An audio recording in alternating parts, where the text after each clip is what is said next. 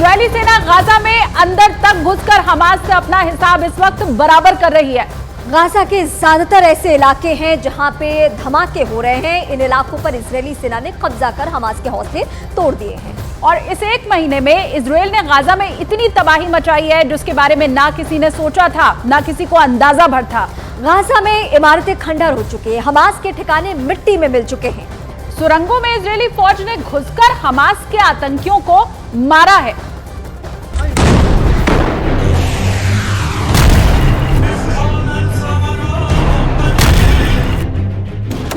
Hamas की हिमाकत का Israel लगातार जवाब दे रहा है।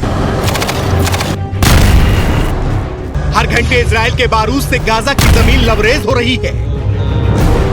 इमारतें खंडर में बदल चुकी हैं, रास्ते राख और हजारों जिंदगियां खाक हो चुकी हैं।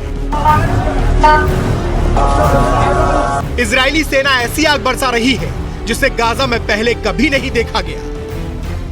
हवा से, जमीन से, सुरंग और बंकर से इजरायली सेना के जवानों को जहां जगह मिल रही है, मिट्टी में मिला देने वाले रॉकेट को गाजा पर बिना निशाना साधे दाग दिया जा रहा है।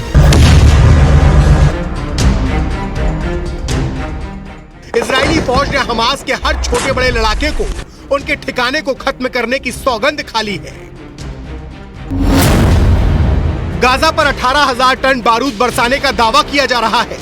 अल जजीरा के मुताबिक गाजा में हो रही इजरायली बमबारी से हर घंटे 42 बम दागे जा रहे हैं। 15 लोगों की मौत हो रही है, 35 लोग घायल हो रहे हैं और 12 इमारतें तबाह हो रही हैं।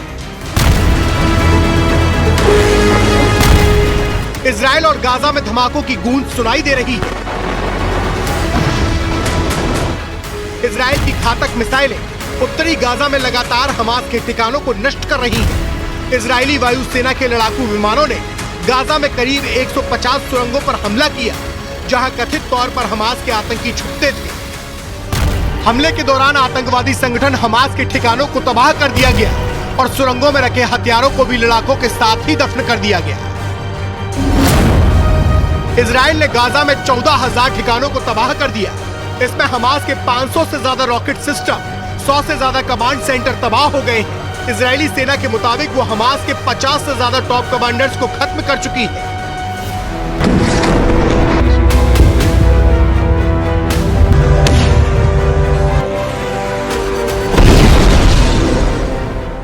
गाजा पर हो रहे इजरायली हमलों की आज गाजा की इमारतों तक भी पहुंच चुकी है। आंकड़ों पर अगर नजर डालें तो इजराइल की सेना ने 100 से ज्यादा एयर स्ट्राइक की है, जिसमें गाजा की 2 लाख से ज्यादा इमारतों को नुकसान पहुंचा है। न इजराइल की सेना रुकने को तैयार है और न ही हमास झुकने को तैयार है। दोनों के इस जंगी तेवर का अंजाम एयर स्ट्राइक, बमबारी, गोलीबारी, मरते लोग, तबाह होती इमारतें और बेघर होते बच्चों के साथ मरीजों को भुगतना पड़ रहा है।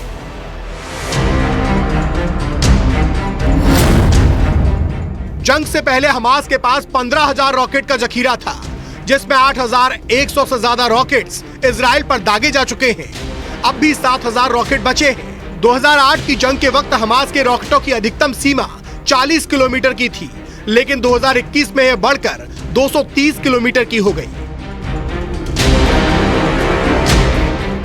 हमास को तबाह करने के इरादे से उतरे इजराइल और अमेरिका की निगाहें इस वक्त हमास के ठिकानों और उसकी फंडिंग पर भी है। गाजा में हमास को अनगिनत सोर्सेज से फंड मिलता है। ईरान उसमें सबसे बड़ा फंड सोर्स है। हमास को जो चाहिए होता है, ईरान उसकी सप्लाई चंद घंटों में कर देता है। हमास अपनी फौज पर हर साल तकरीबन 650 करोड़ रुपए खर्च करता है। इजरायली फौज लगातार दावा कर रही है कि हमास ने ज्यादातर अपने ठिकाने स्कूल, अस्पताल, धार्मिक स्थलों के आसपास बनाए हुए हैं ताकि वो उनकी फायरिंग रेंज से दूर हो सके। लेकिन हमास की बर्बादी की पटकथा उन्होंने लिख दी है। उनकी बर्बादी उन्हीं के बनाए बंकर में होगी, उनकी कब्र उन्हीं की सुरंगों में बनेगी और उनका अंजाम होगा मौत।